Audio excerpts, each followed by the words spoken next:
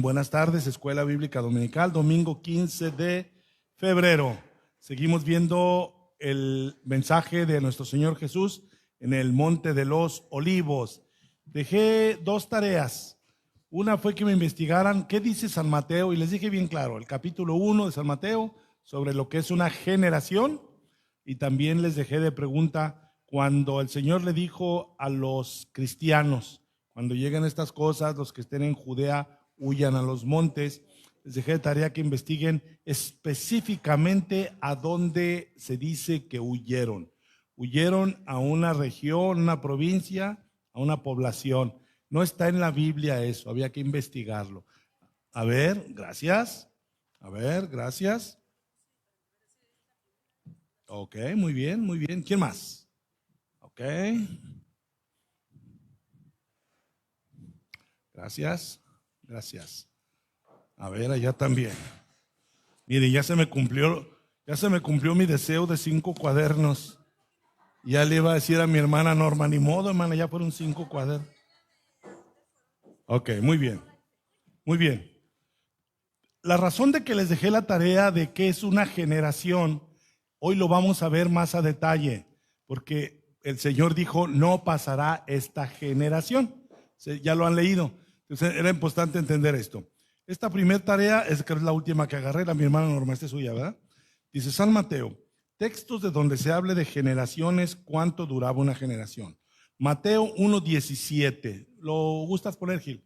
Mateo 1:17 dice así, de manera que todas las generaciones desde Abraham hasta David son 14, de David hasta la deportación de Babilonia, 14. Y de la deportación a Babilonia hasta Cristo, 14. Se habla de 14 generaciones, 14 generaciones, 14 generaciones. Luego aquí dice 30 a 40 años promedio habitual. Dice, generalmente se considera el tiempo en que los hijos crecen y tienen sus propios hijos. Esa era la definición de generación. Como se mencionó, Mateo agrupa 14 generaciones en periodos de tiempo muy diferentes. Abraham a David abarca varios siglos. David a Babilonia, un periodo más corto. Babilonia a Cristo, cerca de 600 años. Ahorita vamos a entrar en detalle. Está muy interesante las fechas aproximadas a lo que dice 14 generaciones. Dice, esto indica que Mateo usa generación más como una era histórica o nombre en la genealogía y como una medida exacta de años. En estos contextos bíblicos, como Génesis 15:16, una generación puede representar un tiempo mayor, incluso 100 años, pero usualmente se estima un periodo de unos 30 a 40 años para una generación que pasa. Entonces, independientemente, gracias hermana, aquí tiene su cuaderno, independientemente de 30 o 40 o hasta 100, lo importante es que una generación es un periodo de tiempo. Ahí lo explicaba la tarea de mi hermana Norma, donde los padres alcanzan a ver a su siguiente generación, que son los hijos. Aquí dice, esta es la tarea de mi hermana, ¿es la suya, hermana? Dice, la destrucción del segundo templo de Jerusalén ocurrió en el año 70 después de Cristo por las tropas romanas al mando de Tito, poniendo fin a la primera revuelta judía. Es importante esto, en algún momento vamos a llegar a esto de revuelta judía. La caída del templo no ocurrió instantáneamente, fue el resultado de una revuelta que iniciaron los judíos. Ya llegaremos a esos detalles. Dice, ante el asedio, la comunidad judio-cristiana huyó de la ciudad, principalmente, esta es la otra tarea, a la ciudad de Peya, en Transjordania, al otro lado del río Jordán. Por eso se llama Transjordania, porque es atravesando el río Jordán, ¿ok? Así como a áreas de Galat y Basán. Entonces, dice que los cristianos ante la destrucción del templo huyeron a Peya en Transjordania. Así le llamamos en estas fechas a Transjordania. A ver en otras tareas el nombre antiguo de Transjordania sería muy interesante. Perdónenme. Entonces dice al otro lado del río Jordán, así como áreas de Galat y Basán. Muchas gracias, hermana. Aquí tiene. Gracias. Esta que tiene azul y rojo, ¿de quién es? ¿Hermana Gaby? ¿O esta es suya? Es suya. Tarea, pregunta. ¿A dónde huyeron los cristianos judíos siguiendo las indicaciones del Señor? según Mateo 24, 15 al 18, Marcos 13, del 14 al 16 y Lucas 21, 8 al 21. O sea, en los 3 evangelios está la indicación que el Señor dice, huyan de Jerusalén. Dice, Lucas es clave porque explica la señal con claridad histórica. Los cristianos huyeron a Peya, en la región de Perea. Esta es la respuesta que les decía. Lo que hoy es Transjordania, a lo mejor ustedes oyen mucho de Jordania y Transjordania, en aquel tiempo era Perea. Fuentes históricas cristianas antiguas como Eusebio de Cesarea, siglo IV, dicen que los discípulos de Jesús sí obedecieron la advertencia. O sea, el que hayan huido no fue una obra de la casualidad. Eusebio dice, huyeron porque el Señor les dijo que hicieran eso. Cuando los romanos rodearon por primera vez, fíjense qué interesante.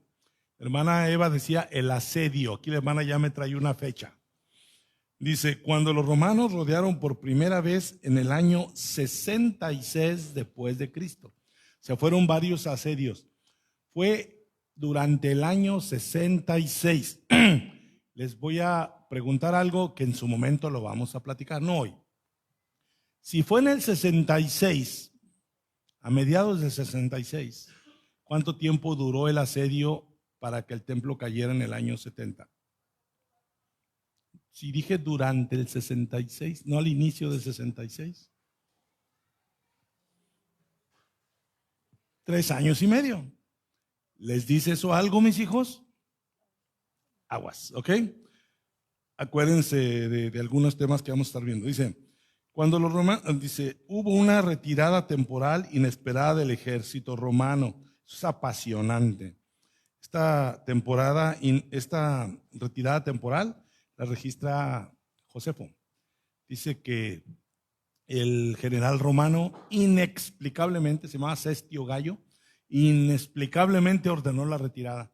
Entonces, pues, ¿cómo si ya estaba ahí? Ahí estuvo la mano de Dios, porque dio oportunidad para que se fueran. O sea, los cristianos no salieron entre el ejército.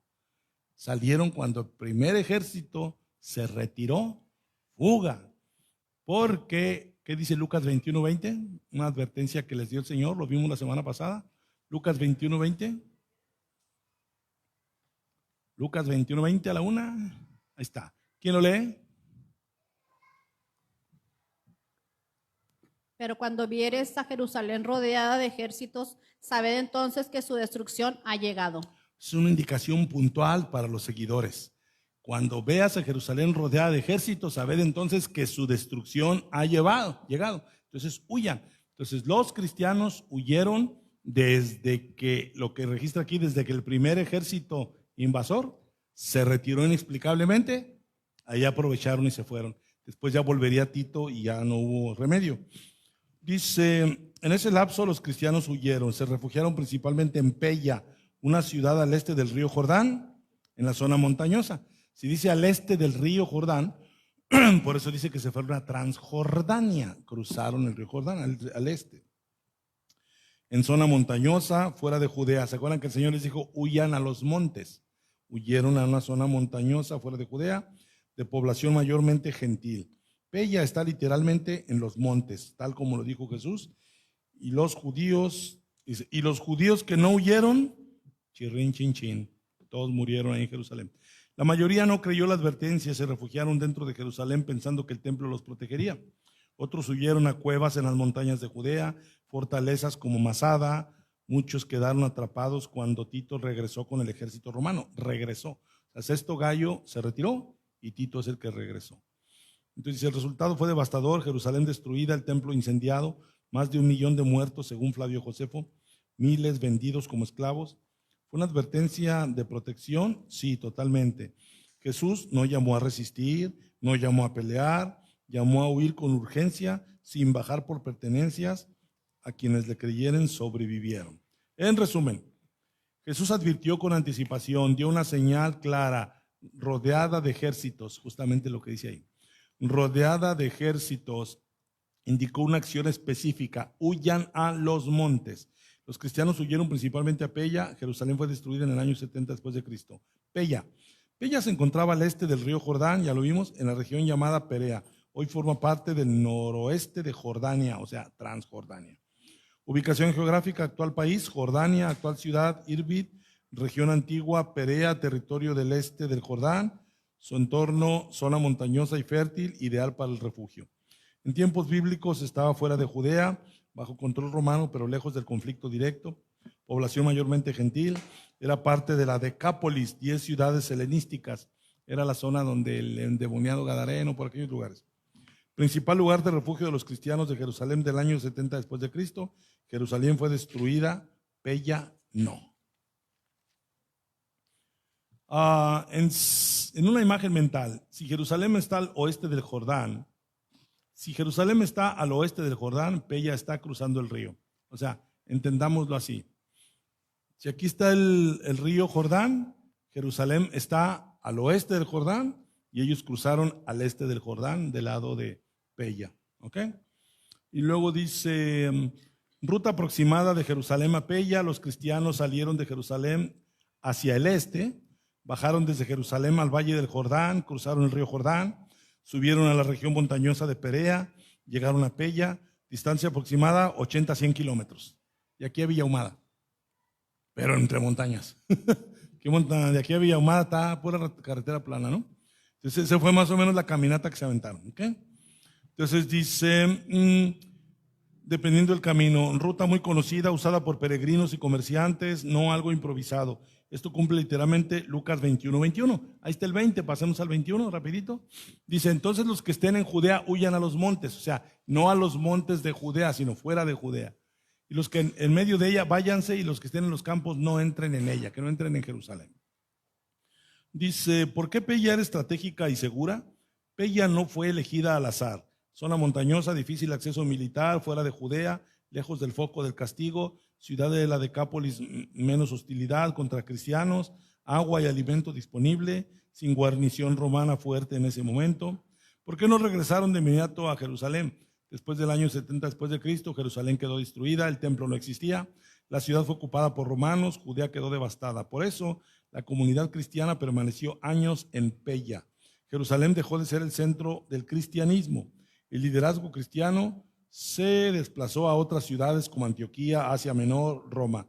Esto marcó un cambio histórico. La fe cristiana ya no giró alrededor del templo, sino de Cristo. Excelente. Gracias, hermana. Esta es de la hermana Gaby. Dice, buscar textos donde hable de generaciones, 40 años. Mateo 1:17. De manera que todas las generaciones, desde Abraham hasta David, son 14, desde David hasta la deportación a Babilonia, 14, y después de la deportación a Babilonia hasta Cristo, 14. ¿Dónde se fueron los cristianos que huyeron de Jerusalén cuando fue la destrucción del templo? Región de Peya, ubicada en la región de Decápolis, la actual Jordania. Perea, este de Judea y Samaria. Betania, ubicada al noreste del río Jordán. Belanitis, un área cercana del templo, mar Mediterráneo hacia Babilonia. No sé, Gil, si tengas el PowerPoint de las clases anteriores, que se vea, primero que cuentes el PowerPoint, y ahí venían varios mapas, cuando vimos lo de Carlomagno, todo eso. Ahí para que en un mapa les quede más claro hacia dónde huyeron. Muy bien, gracias, hermana. ¿Esta de quién es? ¿Suya? Dice, buscar un texto donde hable de generaciones. ¿Qué libro lo habla? En el libro de la Biblia que más se destaca por hablar de generaciones y genealogías es Génesis, ya que narra los orígenes detallados desde Adán hasta las tribus de Israel. Otros libros clave que incluyen genealogías o generaciones son Mateo, iniciando con la genealogía de Jesús, que detalla las generaciones del pueblo en el desierto. Génesis, especialmente los capítulos 5, 10, 11, 25, 36 y 37, utiliza la estructura, estas son los orígenes, diagonal, generaciones, para trazar la descendencia de Adán, Noé, Abraham y Jacob, estableciendo el linaje del pueblo de Dios. Mateo capítulo 1 comienza con el libro de la generación de Jesucristo, enumerando generaciones divididas en 3 grupos de 14, desde Abraham hasta Jesús. Números y crónicas registran censos y genealogías detalladas de las tribus de Israel, enfocándose en la descendencia familiar. ¿Esto también? Dice, investigar a dónde se fueron los cristianos que huyeron de Jerusalén cuando fue la destrucción del templo. Los cristianos que huyeron de Jerusalén ya saben a dónde huyeron, ¿verdad? ¿Ya se les fue quedando? ¿A dónde huyeron? A Pella. Los cristianos que huyeron de Jerusalén antes y durante la destrucción del templo por los romanos, años 70 después de Cristo, se refugiaron principalmente en la ciudad de Pella, situada en la región de la Decápolis, Transjordania, buscando seguridad ante el sitio de la ciudad. La huida a Pella es mencionada por los padres de la iglesia del siglo IV, Eusebio de Cesarea y Epifanio de Salamina, quienes citaron una tradición según la cual antes de la destrucción de Jerusalén en el año 70 después de Cristo. Entonces, antes del 70 fue cuando huyeron. Motivo de la huida, siguieron las advertencias proféticas de Jesús descritas en los evangelios Lucas 21, 20 y 21, sobre la destrucción inminente de la ciudad.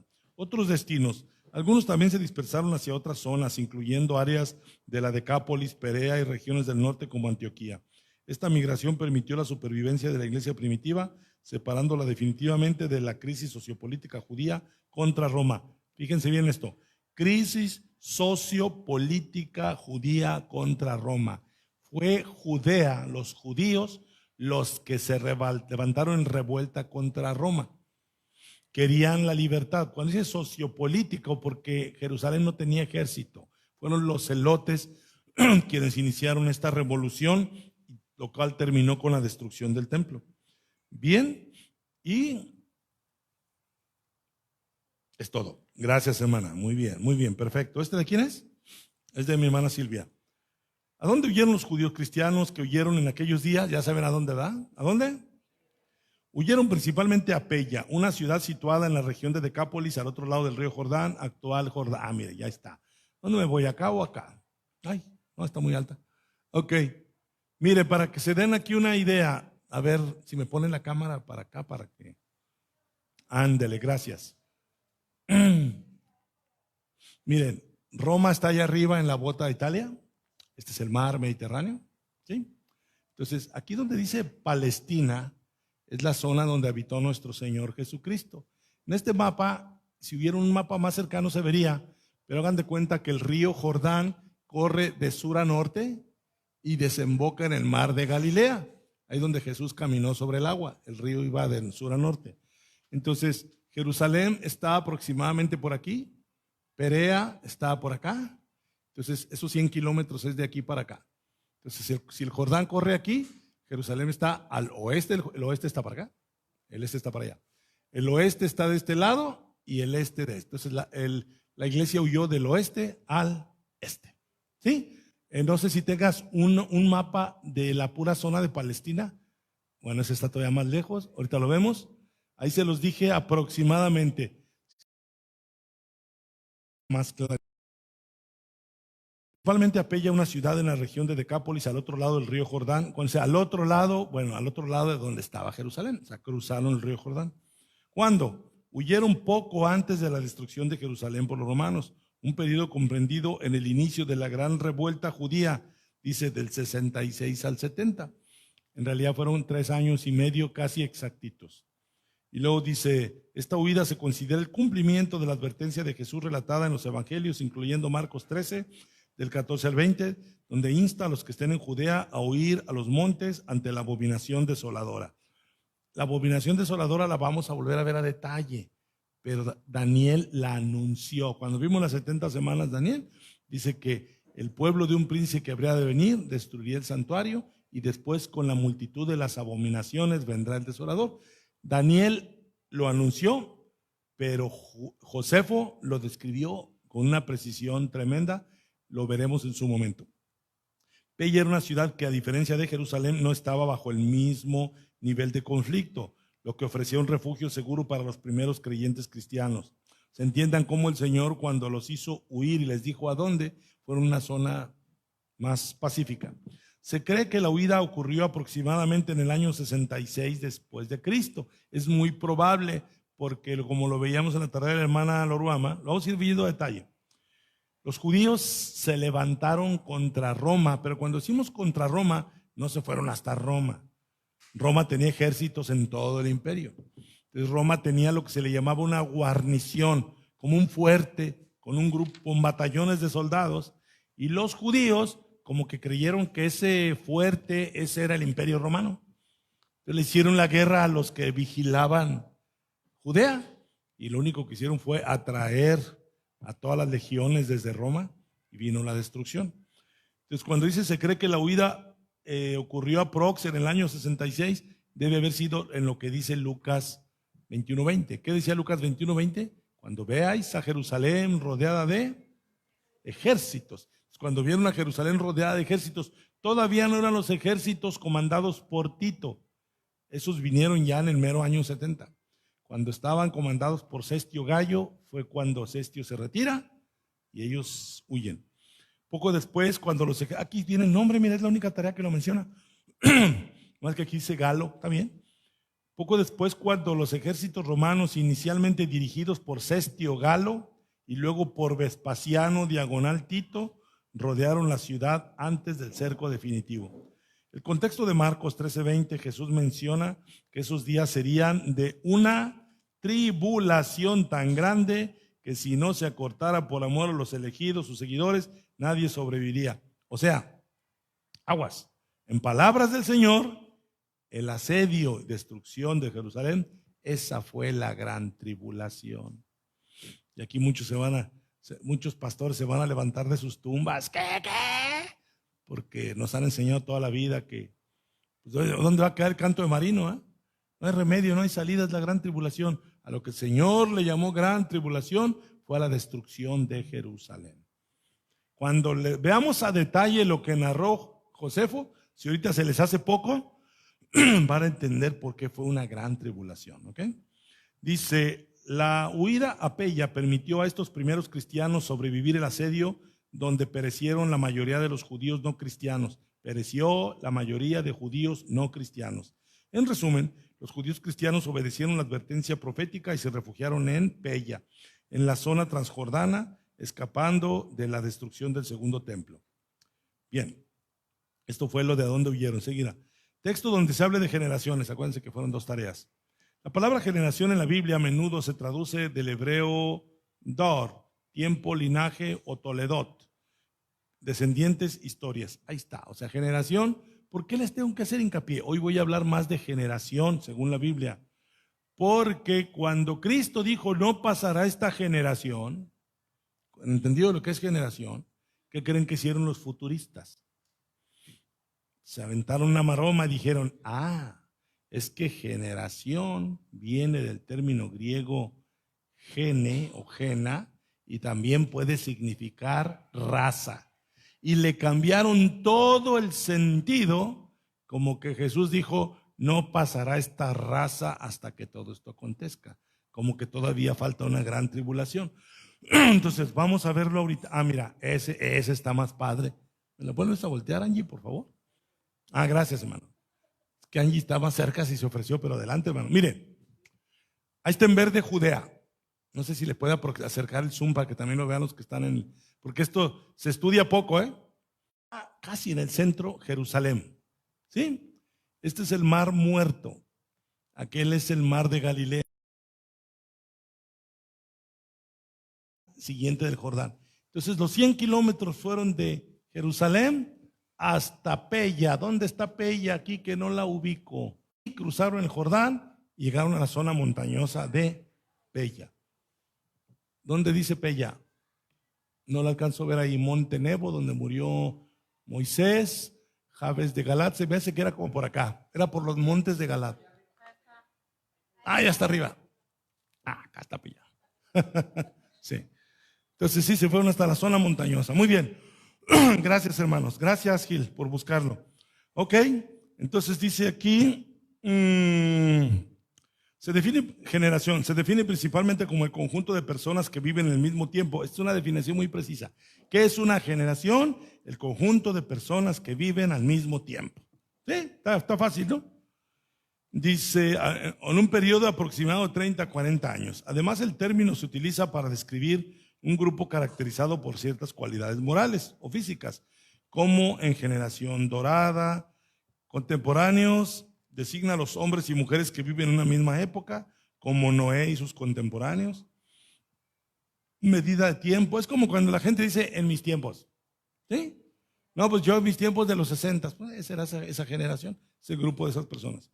Medida de tiempo a menudo representa el tiempo que tarda una generación en ser reemplazada por otra, que suele calcularse entre 30 y 40 años. Por ejemplo, los 40 años en el desierto. Qué gran ejemplo. O sea, ustedes conocen la historia cuando los hijos de Israel que salieron de Egipto, salieron y por su incredulidad Dios les permitió vagar 40 años en el desierto. Y fueron sus hijos los que cruzaron el Jordán. O sea, toda la generación que salió de Egipto, con excepción de 2 varones. ¿Quiénes fueron esos 2 varones? Josué y Caleb. Ellos son los únicos que salieron de Egipto y llegaron a tierra prometida. Pero toda la generación que salió de Egipto murieron en la tierra prometida. Ok. Habiendo dicho esto, vamos a donde se citaron las tareas.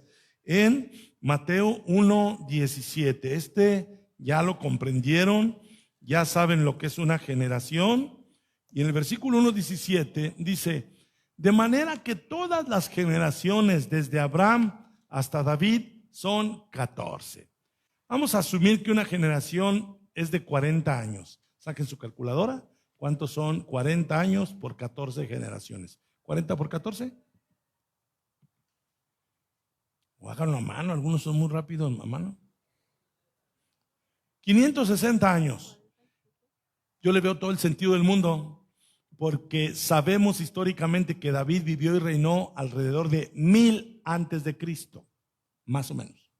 Alrededor de 1000 antes de Cristo. Entonces, si dice de Abraham hasta David, ¿en qué época vivió Abraham? Si 14 generaciones son 560 años. Si David en el 1000, se las puse fácil. Si David vivió en el 1000, ¿en qué años vivió Abraham? Si 14 generaciones son 560 años. En el 1560 antes de Cristo, porque da para atrás. O sea, antes de David. Si David fue 1000 antes de Cristo y Abraham es antes que David, 1500 antes de Cristo. Tiene todo el sentido del mundo, porque nomás ubíquense. ¿Cuánto duró Israel como esclavos en Egipto? 400 años. Después de los 400 años vino la época de los jueces y después vinieron los reyes Saúl y David. Entonces, más o menos sí coincide. Y luego dice, de David a la deportación de Babilonia. Eso ya lo habíamos aprendido, ¿se acuerdan? A ver, cuando vimos las 70 semanas de Daniel, ¿se acuerdan que hacíamos un ejercicio que decíamos, desde la salida de la orden para la construcción del templo? ¿Alguien se acuerda cuándo fue la salida de la orden para construir el templo? ¿Alguien se acuerda ahí en sus apuntes? Fecha, años antes de Cristo, 500 y pico, ¿ah? A ver, sus apuntes, ¿qué tan fiables son sus apuntes? ¿En qué año se dio la orden para la construcción del templo? Fue creo que en el 551, ¿no? ¿No lo tienen por ahí? O búsquenlo en Google, que no me la crean a mí. Busquen en Google cuándo fue la orden para la reconstrucción del templo de Jerusalén. Hay 2 fechas, pero ya sabemos por qué. ¿Los apuntes o en Google? ¿Cuándo fue la orden para reconstruir el templo en Jerusalén?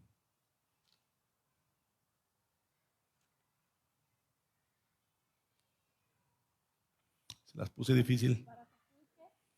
Para la reconstrucción de Jerusalén. La orden, ¿cuándo salió la orden para reconstruir Jerusalén?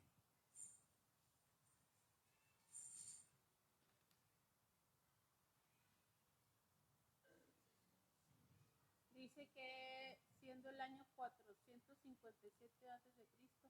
Ok, esa fue una de las órdenes. Buen punto. Recuerden que fueron 3 órdenes distintas. Una de Ciro, una de Artajerjes y una de Darío. ¿Hay otra, hermana? Busque otra. Esa es una. 457, esa fue, ¿verdad? Sí. Sí, esa. Cuando decimos 538 fue la primerísima, fue la que dio Ciro. Y después la que dio la hermana fue la de Darío, y la definitiva, la matona, fue la de Artajerjes en el 445 a 457. Entonces, no se reburujen tanto.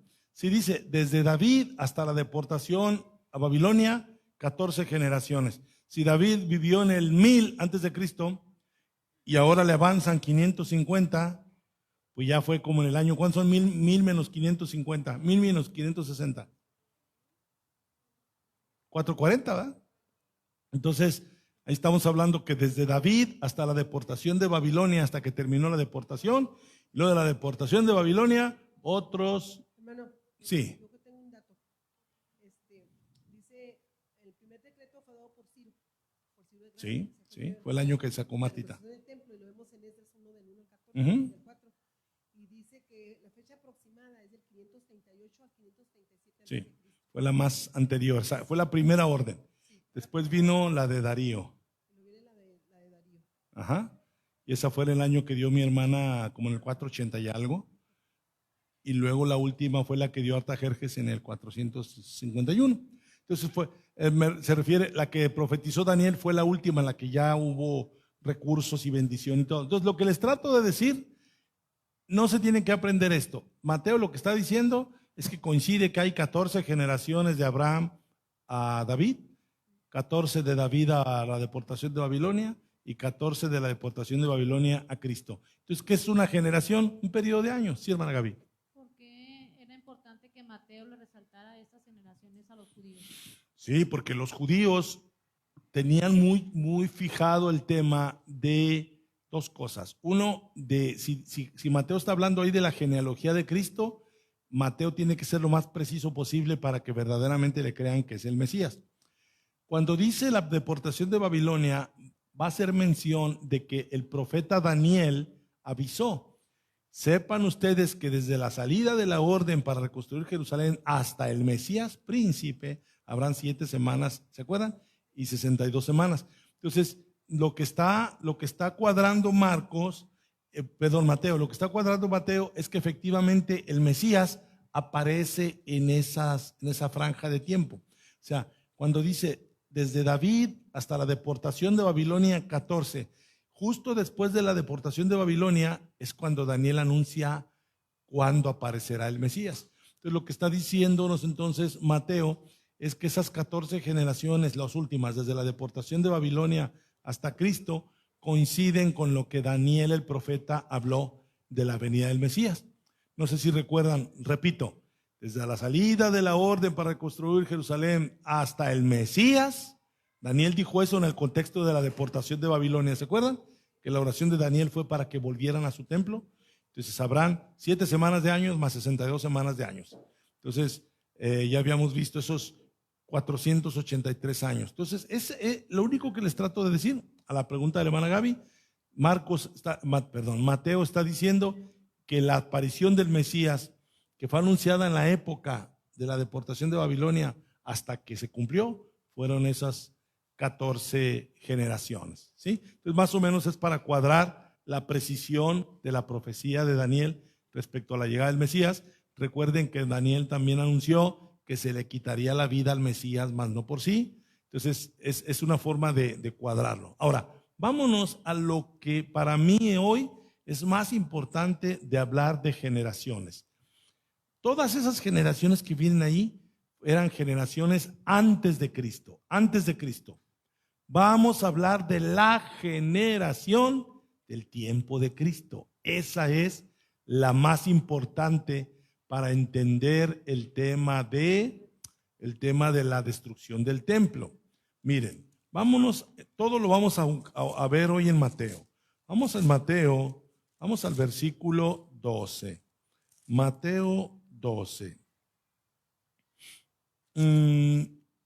Vamos a ver, desde el 11 hay un pasaje, desde el 11. Lo que vamos a estar leyendo ahorita es todas las advertencias que dio el Señor de lo que iba a sucederle a esa generación. ¿Sí? Entonces, ya vimos en forma general lo que es una generación, ya vimos en Mateo 1:17 generaciones, pero ahora vámonos al capítulo 11, quise decir, Gil, capítulo 11 de Mateo. Entonces vamos a buscar lo que dice el versículo 20. Mateo 11:20. ¿Sí? ¿Quién lee ese versículo? A ver, fluidito, ¿quién lo lee? Entonces comenzó a reconvenir a las ciudades, las cuales había hecho muchos de sus milagros, porque no se habían arrepentido, diciendo. Pausa. Aquí Jesús, después de anunciar el evangelio del reino, unos lo aceptan, otros no lo aceptan.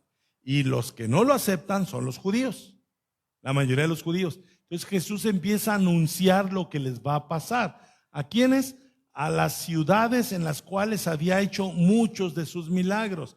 O sea, los que más vieron milagros son los que más responsabilidad tenían delante de Dios. ¿Sí queda claro? Es donde más claramente se manifestó el poder de Dios. Resulta que no creyeron y Jesús los empieza, dice ahí, a reconvenir. Vamos al verso 21. ¿Quién lee el 21? Ay de ti, Corazín, ay de ti, Betsaida, porque si en Tiro y en Sidón se hubieran hecho los milagros que han sido hechos en vosotros, tiempo a que se hubieran arrepentido en silicio y en ceniza. Hemos hablado mucho de los ayes. A estas alturas a ustedes ya les debe quedar claro, cada vez que Jesús o un profeta dice, ay de ti, ¿qué está anunciando? Es un lamento sobre un juicio que viene, ay de lo que te espera. Entonces aquí ya vemos en el lenguaje del Señor, Él ya está advirtiéndole a las ciudades donde se hicieron muchos milagros. Por ejemplo, ahí dos ciudades, una se llama Corazín y la otra Betsaida.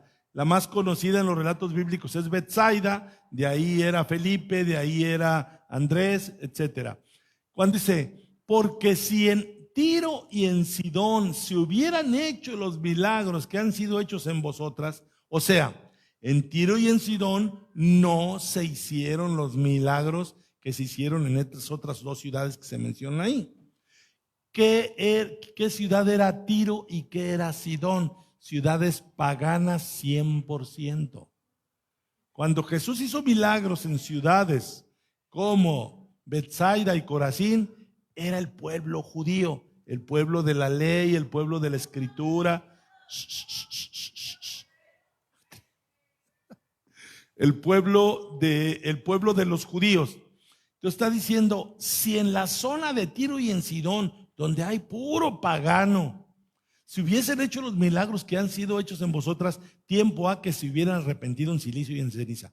Jesús anticipa que ciudades que no eran piadosas, ciudades que eran paganas, en este caso Tiro y Sidón, se hubieran arrepentido, si hubieran visto los milagros que vieron las ciudades de judíos. Entonces, ¿qué dice enseguida? Versículo que sigue.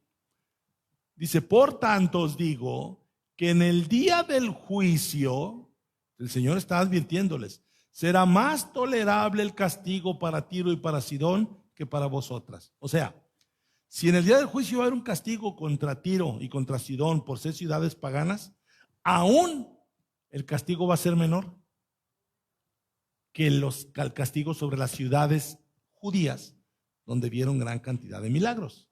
¿Sí me voy explicando? Entonces el Señor se va a ir dedicando a hacer este tipo de anuncios y ahorita vamos a ir viendo a lo que tiene que ver con la generación. Vamos, por ejemplo, a ver el 23 y 24, misma analogía. ¿Quién lee el 23 y el 24? Y tú, Capernaum, que eres levantada hasta el cielo, hasta el Hades serás abatida, porque si en Sodoma se hubieran hecho los milagros que han sido hechos en ti, habría permanecido hasta el día de hoy. Ahora hace un señalamiento de Capernaum que se menciona mucho en los evangelios. Hizo muchos milagros, están registrados, y el Señor le hace la misma sentencia a Capernaum, que eres levantada hasta el cielo, hasta el Hades serás abatida. Y ahora, en lugar de Tiro y Sidón, ¿a quién pone como ejemplo de ciudades impías? Sodoma. Porque si en Sodoma se hubieran hecho los milagros que han sido hechos en ti, habría permanecido hasta el día de hoy. Sodoma en los días de Jesús ya no existía. Sodoma quedó destruida desde los días de Abraham. Y Dios dice, si en aquellos días que Sodoma existía como ciudad, se hubieran hecho sus milagros, todavía permanecería hasta el día de hoy Sodoma. O sea, Jesús asume que los sodomitas se hubieran arrepentido más que lo que no se arrepintieron los judíos. Entonces la dureza del corazón de los judíos fue palpable al grado que despertaron el juicio de Dios y los compara con ciudades impías. Y Dios, que conoce el corazón también de los impíos, Dios dice, los impíos se hubieran arrepentido más fácilmente que los judíos o los habitantes de Jerusalén. ¿Sale? Bien, vámonos ahora enseguida a lo que dice el verso 24. ¿Quién lo lee? Por tanto, os digo que en el día del juicio será más tolerable el castigo para la tierra de Sodoma que para ti. Entonces, en el día del juicio, Sodoma va a volver a ser castigada. ¿Pero qué está diciendo el Señor? Que el castigo sobre Sodoma va a ser más tolerable que el castigo que le espera a los que vieron los milagros y no se arrepintieron. Alguien podría preguntar, ¿tendrá aplicación también para nosotros? Sí, porque hay gente que se le predica el evangelio y la iglesia le ayuda y les construyeron su casa. Están, no. Y hay gente que nomás le dijeron Cristo te ama y con eso cayeron. ¿Sí o no? Y hay gente que los hermanos hasta van y le hacen ruedita a su casa y le echan porras. Sí, se puede, yo paso por usted, ándele. No es posible. Entonces aquí pasa lo mismo. Bien, ahora vámonos al capítulo 12, ahora sí. Capítulo 12. Vean por favor lo que dice el versículo 12:38. Vamos a ver un ejemplo de de judíos impíos que vieron señales y milagros y no creyeron. Lean eso, ¿qué dice? Entonces respondieron algunos de los escribas y de los fariseos diciendo, Maestro, deseamos ver de ti señal. ¿Quiénes se dirigieron al Señor? Escribas y fariseos. ¿Qué le pidieron? O sea, que aunque ellos habían visto milagros, ¿qué? Su corazón estaba endurecido y no veían en los milagros una señal de que Dios estaba en Cristo Jesús. Todavía le decían, deseamos ver de ti señal. O sea, no hemos visto ninguna señal. Exacto, no era suficiente lo que habían visto y todavía decían, queremos ver de ti señal. Ah, sí, y el Señor, el mismo tono que le habló a Corazín, a Betsaida, la misma forma que le habló a Capernaum, ahora le va a hablar a ellos en particular. Esto es para entender lo de la generación. ¿Qué dice el verso siguiente? Él respondió y les dijo, la generación mala y adúltera demanda señal, pero señal no le será dada, sino la señal del profeta Jonás. Ok, aquí aparece el primero de los ejemplos que les quiero dar de generación. ¿Cómo le llama el Señor a esa generación? Mala y adúltera. O sea, ya vimos las generaciones desde Abraham, la deportación de Babilonia. Estamos hablando de la generación que vivió en los tiempos de Jesús. Es una generación que viendo milagros todavía decía, queremos ver de ti señal. Y Jesús, como dijimos, que le llama generación ¿qué? Y le reprocha, demanda señal. O sea, ¿qué les pasa a estos? Si alguien ha visto milagros son ellos y todavía demandan señal. Bueno, señal no les será dada, sino la señal de Jonás. Y el Señor, cuando habla de la señal de Jonás, va a haber dos aspectos bien importantes. Uno, que lo que le pasó a Jonás fue una señal de la muerte de nuestro Señor Jesucristo. Pero también les va a decir que Jonás, lo conocemos por la ballena o por el pez grande, les va a decir que Jonás le predicó a impíos de su tiempo. ¿Quiénes fueron los impíos del tiempo de Jonás? Los ninivitas. ¿Cómo reaccionaron los ninivitas a la predicación de Jonás? Se arrepintieron. Entonces el Señor está diciendo, la generación adúltera demanda señal. Lo único que van a recibir es la señal de Jonás en partida doble. Primero, ¿qué dice primero? ¿Qué dice el verso 40? ¿Qué dice el 40? Porque como Jonás estuvo en el vientre del gran pez 3 días y 3 noches, así estará el Hijo del Hombre en el corazón de la tierra 3 días y 3 noches. Entonces, la primera de las señales de Jonás es que así como estuvo Jonás 3 días y 3 noches en el vientre del pez, también así estará el Hijo del Hombre en el corazón de la tierra. Esa es la primera señal. Pero luego, ¿qué dice enseguida? Los hombres de Nínive se levantarán en el juicio con esta generación y la condenarán, porque ellos se arrepintieron a la predicación de Jonás, y he aquí más que Jonás en este lugar. Estas son palabras muy importantes que ustedes deben comprender. Y tiene aplicación para nuestros tiempos, ¿eh? Tiene aplicación para nuestros tiempos también. Miren lo que dice. Los hombres de Nínive se levantarán en el juicio contra esta generación. Acuérdense lo que venimos hablando. Le lanzó, ay de ti Corazín, ay de ti Betsaida, ciudades donde el Señor hizo muchos milagros. Porque si en Tiro y en Sidón se hubieran hecho los milagros que se hicieron contigo, ellos sí se hubieran arrepentido como tú no. Luego dice, ay de ti Capernaum, porque si los milagros que se hicieron contigo se hubieran hecho en Sodoma, Sodoma todavía existiría. Ahora el Señor Jesús compara a la generación adúltera con la generación de Jonás, que eran ninivitas, asirios, perversos. De los hombres más crueles que hayan existido en la historia antigua, eran los asirios, los de Nínive. Y dice que ellos, los hombres de Nínive, tan crueles y tan perversos, dice que se levantarán en el juicio con esta generación, con la generación mala y adúltera de los judíos. O sea, el Señor los compara con los ninivitas, los compara con los asirios. Dice, los hombres de Nínive se levantarán con el juicio con esta generación y la condenarán. O sea, la generación de ninivitas condenará a la generación de los judíos del tiempo de Jesús. ¿Sí entienden eso? O sea, los ninivitas que eran por demás idólatras, dice el Señor que en el día del juicio van a condenar a la generación que vivió en el tiempo de Jesús. ¿Por qué? Porque ellos, ¿quiénes son ellos? Tengo que decir porque están bien distraídos allá. Enfóquense. Porque ellos, ¿quiénes son ellos? Los ninivitas se arrepintieron a la predicación de Jonás.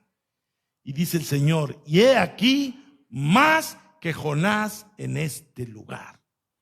Los ninivitas le creyeron a Jonás, pero los judíos no le quieren creer al Cristo, al Mesías. Un castigo tremendo. Porque Jonás, cuando les predicó, Jonás no llevó señales y milagros. Cuando Jonás le predicó a los ninivitas, Jonás no hizo milagros. Jonás no sanó enfermos. Jonás no llevaba el poder de Dios. Jonás iba de mala gana. ¿Conocen la historia? Jonás no les quería predicar. Jonás lo único que dijo, de aquí a 40 días todo esto va a acabar destruido. Y se espantaron y creyeron a Dios. Sin milagros, sin señales, sin sanidades, sin panes y 2 peces alimentando una multitud, sin todo lo que el Señor le dio a su pueblo, se arrepintieron.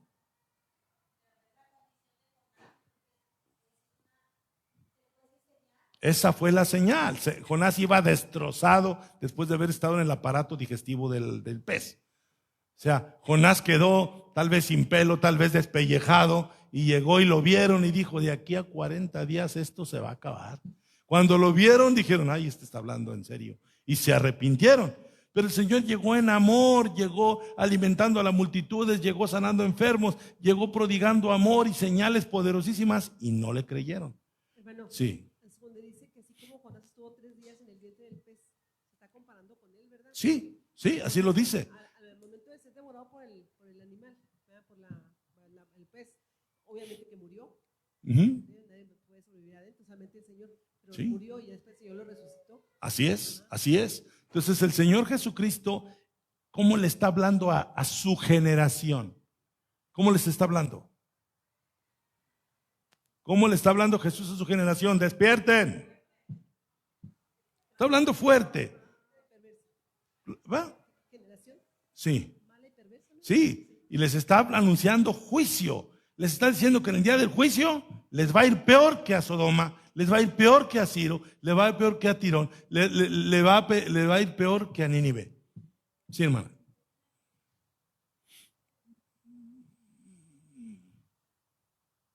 Y ahorita en la actualidad, ¿cómo podríamos nosotros evangelizar sin meter temor o más bien miedo, porque se les va a pasar, para poderles explicar que el plan de Dios en sus vidas es lo único que les va a poder llevar a la vida eterna, sin meter temor o miedo. O No, sea, es no que- así tan... Bueno. Es una gran pregunta, por eso decía yo que tiene mucha aplicación en la actualidad. Miren, hoy en día los predicadores que hablamos del infierno se nos critican. ¿Sí están de acuerdo? Si hablamos del infierno, ay hermano, espérese, pues no. Si les hablamos de que el Señor es santo y hay que temblar delante de Él, no. Vivimos en una generación de cristal, lo decía el viernes, donde la gente quiere oír que Dios te quiere bendecir, Dios te quiere engrandecer, Dios quiere darte muchos hijos, Dios te quiere dar muchas riquezas, Dios quiere, pero pues no te dejas, déjate para que el Señor te bendiga, pero ese no es el evangelio, lamentablemente. Es lo que dice la hermana Rosa, ¿cómo le hacemos sin asustarlos? Lamentablemente, el evangelio tiene que llevar el condimento de que, estás en condenación. Por más que digas que todos somos hijos de Dios, tú no lo eres. Pero, sí, o sea, a lo mejor ni siquiera necesitamos levantar la voz.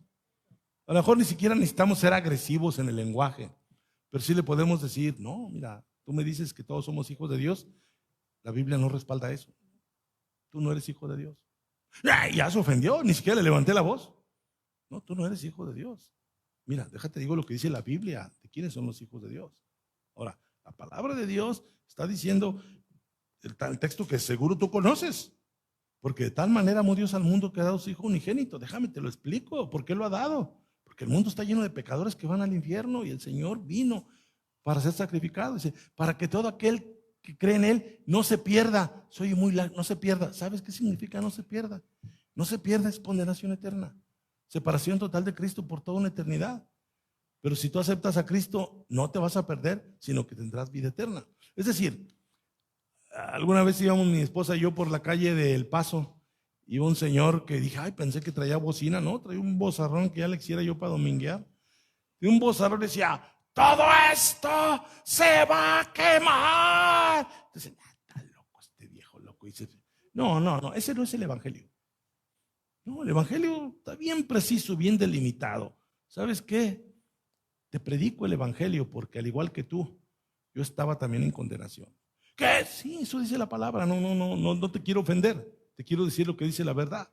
La palabra de Dios dice que a los que le recibieron, a los que creen en su nombre, les dio potestad de hechos hijos de Dios, porque antes de ser hijos de Dios, lamentablemente, estábamos en el otro bando. ¿Qué? Sí. Si tú sigues practicando la idolatría, estás haciendo algo que aborrece el Señor. No, pero es que a mí me dijeron que son abogados. Pues te engañaron, porque la Biblia no dice eso. La Biblia dice que hay un solo Dios y un solo mediador entre Dios y los hombres, Jesucristo el justo. No hay otro mediador. Cualquier mediador que a ti te hayan endilgado, están ofendiendo a Dios. Entonces nosotros tenemos que ser puntuales, tenemos que ser bíblicos y decirles, usted decía la palabra, aterrorizarlos. Ya, y sí depende, porque hay gente que no parece importarle. Hay gente que es tan cínica que dice, a mí no me importa irme al infierno. Hay gente que dice, el infierno ya está aquí. O sea, te encuentras especímenes de todo. Pero igual uno tiene que predicar la palabra de Dios y seriamente advertirles, el evangelio son buenas nuevas a los que creen, pero son noticias de condenación a los que no creen. ¿Sí me explico? Entonces lo podemos, un día mi hermano Noé, que no lo vi ahorita, me decía que por qué no les damos, a su punto, algunas clases de evangelismo. Yo creo que hay que darlas, porque nosotros tenemos que aprender desde la Escritura ahora sí que a refutar sus enseñanzas equivocadas, contradecir sus ideas equivocadas que los vayan a llevar al infierno, pero hacerlo con gracia. Aun cuando lo hagamos con gracia, no va a faltar quien se ofenda. Pero lo último en lo que debemos pensar nosotros no es en no ofender, sino en que la gente conozca cuál es su situación en Cristo Jesús. Entonces, pero haya ayudado esta respuesta. Ahora, el Señor Jesús, todo lo que dije, el Señor me la mata aquí, porque Él le habló a gente que vio lo que ninguno de nosotros hemos visto, que recibió lo que ninguno de nosotros hemos visto. Esto se parece mucho al que dicen, no, pues si yo he visto sanidades, yo he visto gente que se levanta de las sillas de ruedas, yo he visto gente que suelta las muletas, ok, ¿y qué ha pasado contigo? No, pues aquí estamos. mayor será tu castigo. Porque el Señor ha tenido misericordia y te ha permitido ver su gloria. El Señor te ha permitido ver cosas grandes y estás igual que la generación de su tiempo, que viendo cosas enormes siguen con el corazón endurecido. El mismo Tomás, que era un discípulo del Señor, ¿se acuerdan? Tomás no creyó que Jesús hubiera resucitado. Ya después el Señor, ya saben se lo demostró. Le dijo, dice, porque viste, creíste. Bienaventurados los que creen sin haber visto. O sea, nosotros somos bienaventurados porque hemos creído en el Señor sin ver todo lo que mucha gente ha visto. Y mucha gente ha visto grandes cosas y ni siquiera son creyentes. Entonces hay que vernos a la luz de eso. Entonces por eso aquí el Señor le dice a los fariseos, ¿qué dijeron a él? Señor, queremos ver de ti señal. La generación incrédula y adúltera demanda señal. No, la única señal que van a recibir es la de Jonás, 2 veces. Yo voy a morir por ustedes. Yo voy a dar mi vida y el que en mí crea. Por eso dice, así como Jonás estuvo 3 días y 3 noches en el vientre del pez, el Hijo del Hombre estará en el corazón de la tierra también 3 días y 3 noches. Pero luego viene la contraparte. Lo que les espera por andar queriendo buscar señales, teniendo ya señales por todos lados. Los hombres de Nínive, o sea, cuando un judío lo comparabas, y hasta la fecha lo siguen comparando con un gentil, nos ven como nada.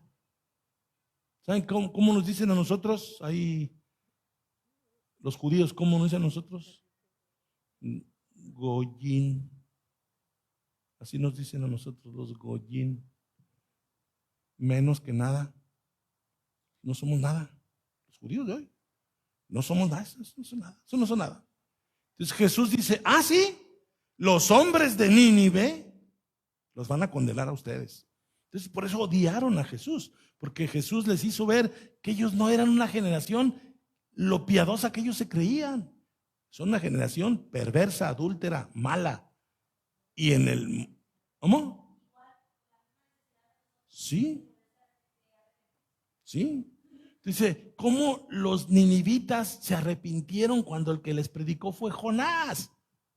Y repito, Jonás no les llevó ningún milagro, no alimentó a la multitud, no hizo otra cosa más que anunciar juicio, y se arrepintieron todos.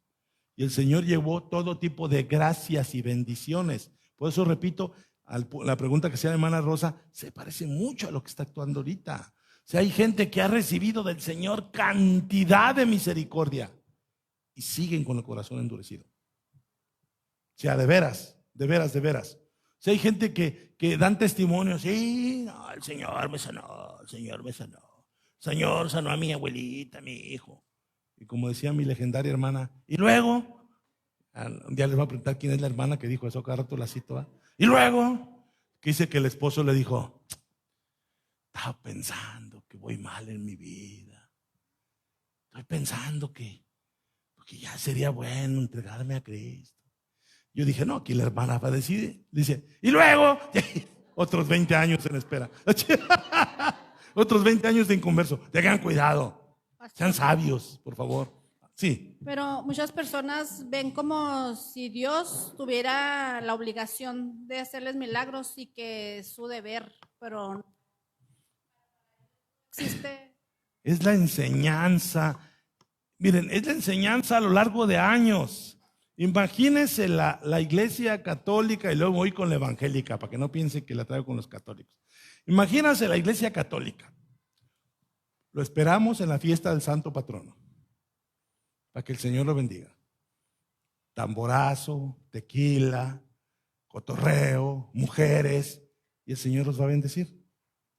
O sea, eso le hacen creer a la gente. Usted viene al cotorreo y ya baile al bailar, y Dios lo va a bendecir. Y todavía hasta decían en aquel testimonio de San Juan Chamula, y a usted le toca el pulque. Y ahí va con el pulque para emborrachar a todo el pueblo, y Dios lo va a bendecir. De ahí nace, hermana, esas ideas de que Dios me tiene que bendecir así como estoy. Ahora, nos vamos a la iglesia cristiana. Y en la iglesia cristiana, ¿qué le meten a la gente? Dios lo que quiere es bendecirte. Todo lo que Dios quiere es...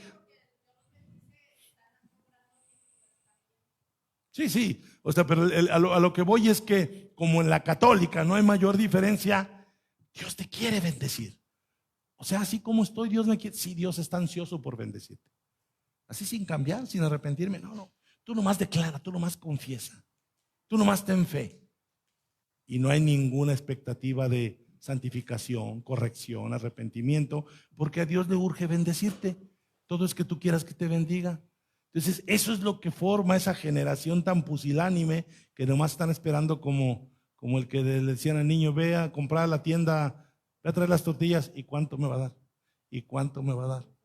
Y así están los chamacos de la iglesia, esta generación perversa que no sirven al Señor, no conocen la Escritura, no tienen compromiso alguno y le dicen a Dios: ¿y cuánto me va a dar?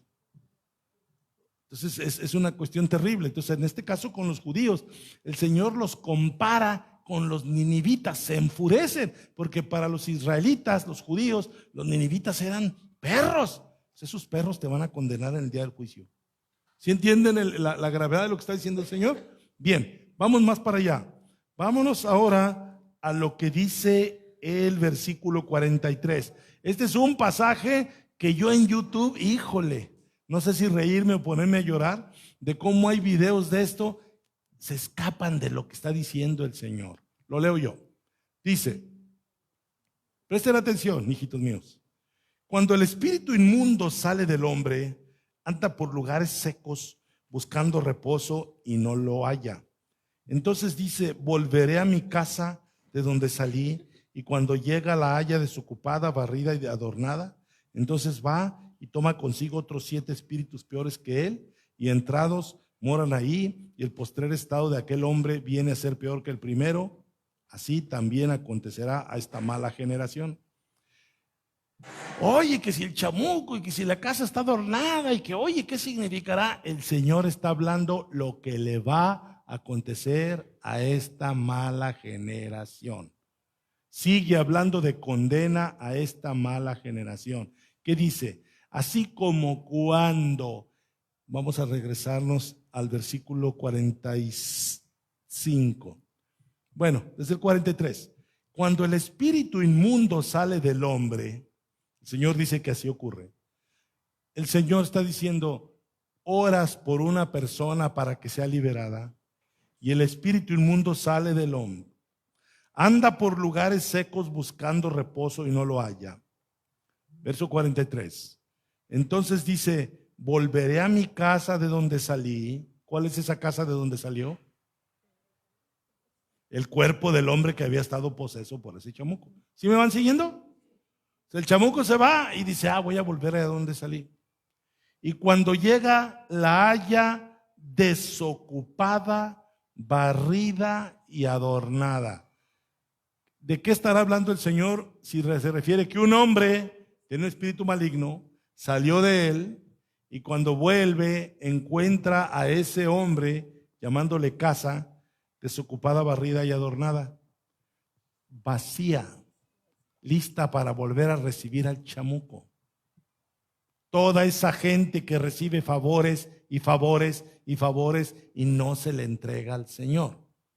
Entonces dice el Señor que eso es lo que pasó con Israel. Él vino a darles libertad. Él vino a darles todo tipo de bendiciones. Él vino hasta sacarles a los chamucos, pero siguen vacíos. Y lo único que va a pasar es que Satanás va a volver a ser presa de ellos. Por eso dice el versículo 45, entonces va y toma consigo otros 7 espíritus peores que él, y entrados moran ahí, y el postrer estado de aquel hombre, tradúzcanlo, el postrer estado de aquella nación viene a ser peor que el primero. Ustedes estarán peor que antes que yo llegara. Si cuando yo llegué me los encontré enchamucados, perdidos, como ovejas sin pastor, y no me aceptaron, su estado final va a estar peor que si me hubieran conocido. Por eso dice, el estado de aquel hombre viene a ser peor que el primero. Así también acontecerá esta mala generación. El Señor está diciendo, yo vine a ustedes, me presenté a hacer bendición, a darles la oportunidad de recibir el reino. Y para eso los libré, los alimenté, los sané. pero siguen vacíos. El chamuco se va a volver a meter con ustedes y van a acabar peor que si me hubieran conocido.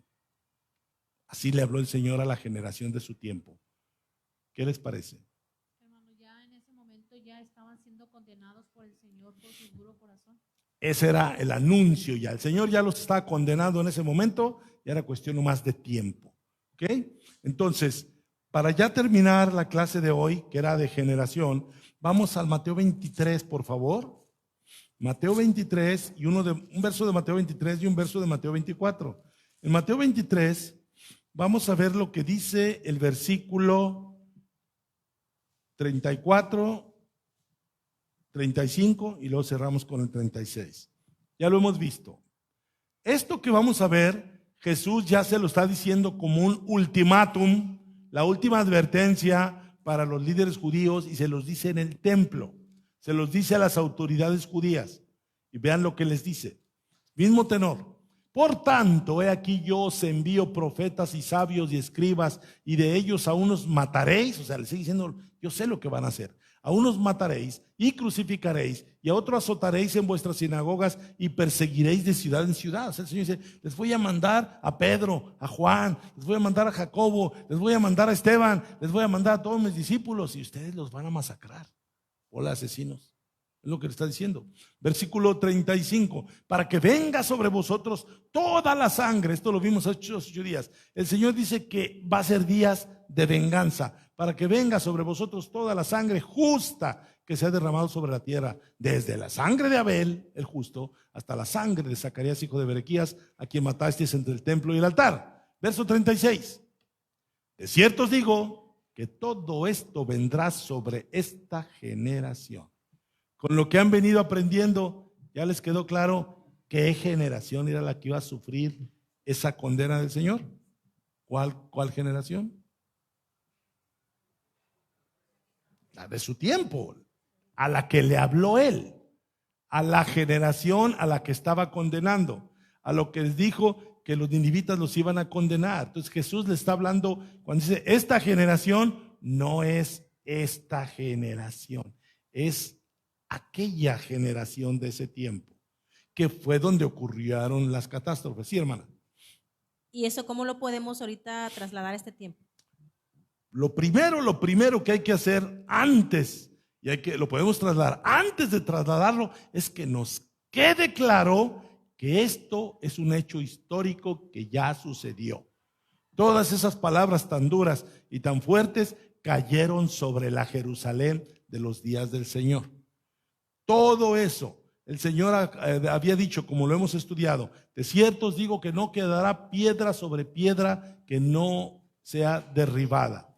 Entonces el Señor Jesús está diciéndoles que ellos van a pagar con su vida la sangre que se ha derramado sobre los santos a lo largo de la historia.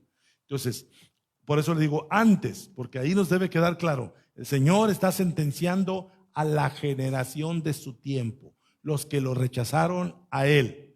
Los que lo rechazaron a él fueron los que lo pagaron, y se van a ir para atrás cuando les diga qué pasó en el año 70 después de Cristo. Con esto les digo todo. El Señor iba cargando su cruz y dice que a su paso se encontró con las mujeres que lloraban por él. ¿Se acuerdan? Y cargando la cruz fue muy puntual y específico. Todavía ya medio muerto el Señor, todavía les alcanza a decir, mujeres, hijas de Jerusalén, no lloren por mí, lloren por ustedes y por sus hijos. Está hablando a esas mujeres. No le está hablando a ustedes, mujeres, no, a las mujeres que en ese momento lloraban por él. No lloren por mí, lloren por ustedes y por sus hijos. Sí, porque de cierto os digo que llegará a decirse, bienaventurada la que no estuvo encinta, la que no parió, bienaventurada la que sus pechos no amamantaron. ¿Qué les quiso decir? Bienaventurada la que no tuvo hijos, dichosa la que no tuvo hijos. ¿Saben qué les pasó a las mujeres que tenían hijos? Se comieron a los bebés. Dice Josefo que una mujer tenía su feto en una olla hirviendo y que se lo estaba tomando y que los soldados romanos olían y cuando vieron lo que había en la olla, casi se desmayan del terror de ver que se andaban comiendo todos los artículos de piel, de cuero, los talabartes, los guaraches, los cinturones, se los masticaban del hambre que llegó por el asedio romano. Parece de película, pero está en la historia, está marcado. Es una historia, por eso el Señor dijo que sería una tribulación como nunca antes la había habido y como nunca antes la habrá. Entonces, primero que tenemos que entender es que eso que Jesús anunció le ocurrió a esa generación. ¿Cómo lo podemos hacer hacia nosotros? Efectivamente, el Señor un día va a volver. Y cuando el Señor venga, Él reconocerá perfectamente a los que son suyos. Y los que no son suyos, no les espera más que un lamento eterno, una separación total del Señor y niveles, aunque se oiga medio raro, como lo dijo el Señor, niveles de castigo, porque hay gente a la que el Señor le tuvo grandes expresiones de misericordia. Les vuelvo a repetir, hay gente que cristianos le arreglaron su casa, le construyeron su casa, le pintaron su casa, le dieron despensas, le llevaron, le trajeron. Y muchas personas que se decían, ahora quiero otra despensa, y ahora quiero otra despensa. Y ahí están los cristianos llevándosela. Ahora me duele aquí, y ahí están los cristianos. Y ahora me duele acá, y ahora me duele más allá, y ahora me duele más allá. Y manipulaba y usaba a los cristianos. Eso lo van a pagar caro. O sea, todos aquellos que se han aprovechado de que los cristianos quieren o queremos ser de bendición y que lo único que hacen es jugar con nosotros, el Señor les tiene una tunda bien, bien fuerte. Entonces necesitamos ser muy, muy cuidadosos a una nivel iglesia. Debemos actuar con temor y temblor. Bien, hermanos, con esto cerramos la clase de hoy. Entonces, cuando Jesús dijo, no pasará esta generación, esto acontecerá a esta generación, es a la generación de su tiempo. ¿Ok? Entonces, con esto, hermanos, lo que ahora necesitamos revisar es lo siguiente. Tarea. Mateo 24. Quiero que por favor lean el versículo 29. Tarea, bien fácil. Leer Mateo 24, 29. Ahí está en la pantalla. Y en la mayoría de sus Biblias hay referencias a otros libros del Antiguo Testamento. Díganme qué referencias ven ahí.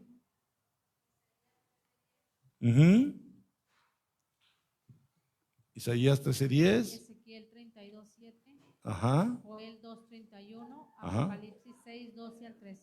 Bien, van a leer ese verso y todas esas referencias que citó la hermana. Y después de haberlo leído, me van a decir qué conclusión sacan de Mateo 24, 29.